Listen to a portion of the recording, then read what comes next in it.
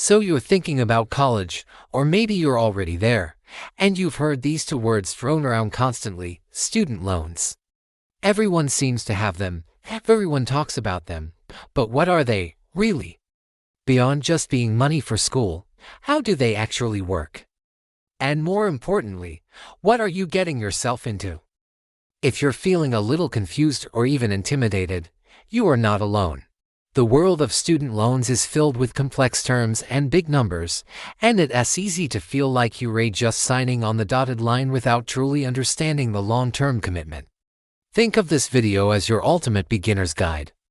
We're going to strip away the confusion and break down student loans into simple, easy-to-understand pieces. We'll talk about the different types of loans, where the money actually comes from, how interest can work for you or against you, and what your life might look like after you graduate and the bills start coming. My goal is to empower you with the knowledge you need to make smart, informed decisions about financing your education. This isn't about scaring you away from loans, it's about equipping you to use them as the powerful tool they are supposed to be, without letting them derail your financial future. Let's get started. At its most basic level, a student loan is a sum of money you borrow from the government or a private lender, like a bank or credit union, specifically to pay for higher education expenses. This includes tuition, room and board, books, supplies, and other related fees. Now, this is the most critical part to understand right from the start. A student loan is not free money. It is not a grant or a scholarship, which is money you don't have to pay back. A loan is a debt. You are legally obligated to pay back the entire amount you borrow, plus an extra fee called interest. This is the cost of borrowing that money. The entire system is built on this fundamental principle of debt. The promise, of course, is that the education you're paying for will lead to a better career and higher earning potential, making the debt worth it in the long run. But that's a calculation you have to make carefully. So let's break down the key players and components. First, you have the borrower. That's you, the student. In some cases, a parent might be the borrower on your behalf with something called a Parent Plus loan. Then you have the lender. This is the entity lending the money. For most students, the best lender to start with is the federal government, specifically the U.S. Department of Education. The other type of lender is a private one, like a bank or an online lending company.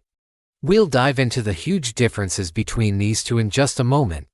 Next, you have the loan servicer. This is a company that the government or your private lender hires to manage your loan after you've taken it out. They're the ones you'll send your monthly payments to, and they're the ones you'll call if you have questions or run into trouble making payments. It's important to know that your servicer might not be the same as your original lender. Now, let's talk about the anatomy of a loan itself. Every student loan has a few key parts. The principal is the original amount of money you borrowed. If you take out a $10,000 loan, your principal is $10,000. Then you have interest.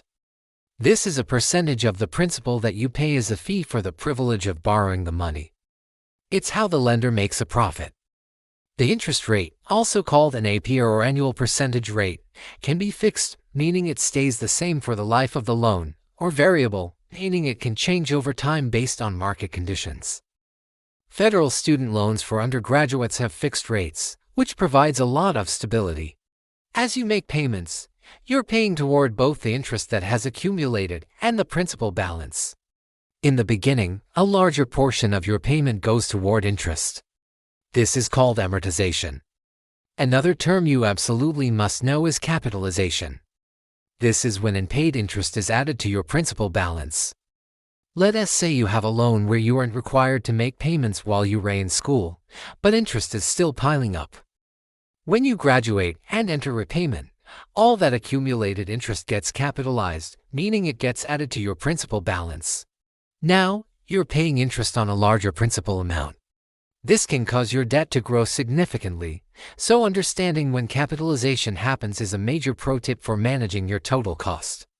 The single most important distinction in the student loan world is between federal loans and private loans. Federal student loans are funded by the U.S. government. They come with a ton of borrower benefits and protections that are mandated by law. To get them, you have to fill out the FAFSA, the free application for federal student aid. There are a few types of federal loans. Direct subsidized loans are for undergraduates with demonstrated financial need. The huge advantage here is that the government pays the interest on your loan while you are in school at least half-time, for the first 6 months after you leave school, and during any periods of deferment. This is a massive benefit that prevents your debt from ballooning while you're getting your education. Direct and subsidized loans are available to both undergraduate and graduate students, and you don't have to show financial need.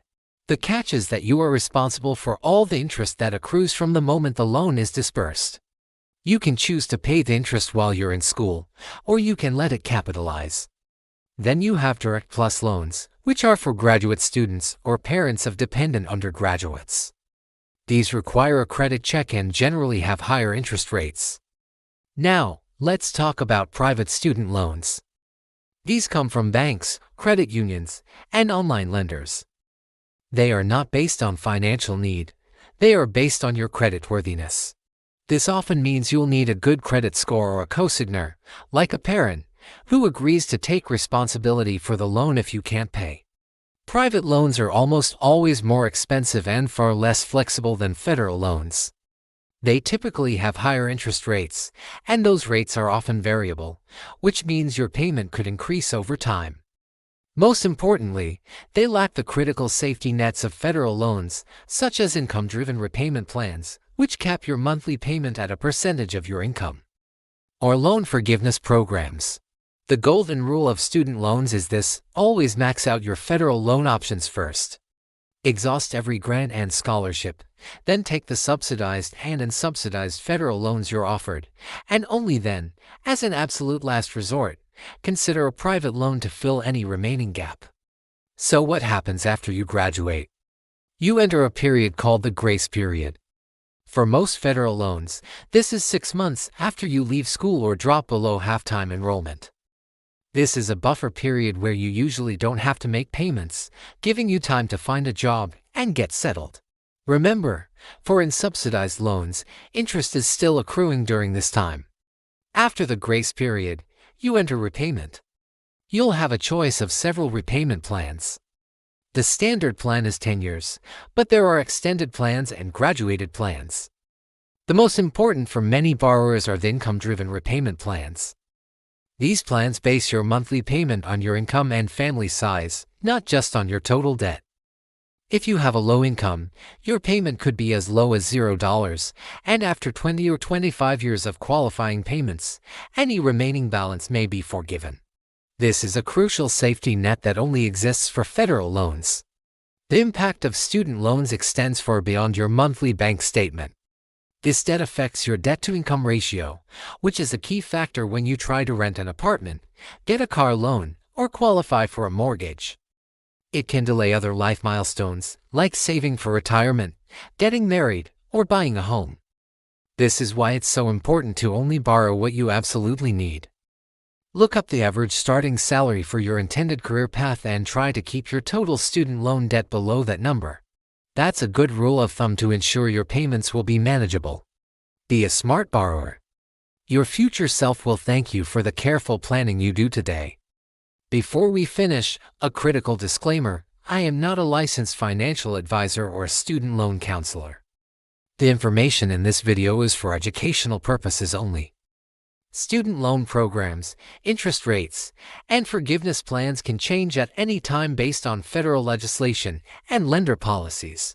You must always consult the official government student aid website at studentaid.gov and your loan servicer for the most current information and for advice tailored to your specific financial situation.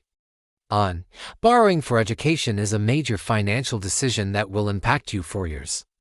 So please do your own thorough research.